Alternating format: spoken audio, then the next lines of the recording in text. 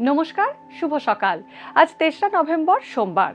পঞ্জিকা অনুসারে আজ কার্তিক শুক্লা ত্রয়োদশী তিথি। আজ পালিত হচ্ছে সোমপ্রদোষ ব্রত।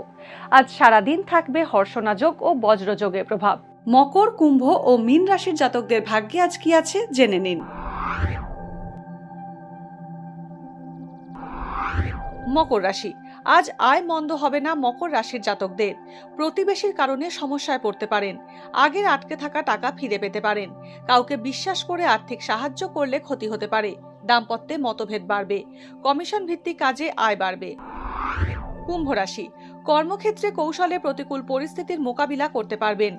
আত্মীয়দের শত্রুতার কারণে আপনার ক্ষতি হতে পারে। ছাত্রছাত্রীদের পড়াশোনায় অমনোযোগ বাড়বে। কর্মক্ষেত্রে ট্রান্সফারের সম্ভাবনা রয়েছে।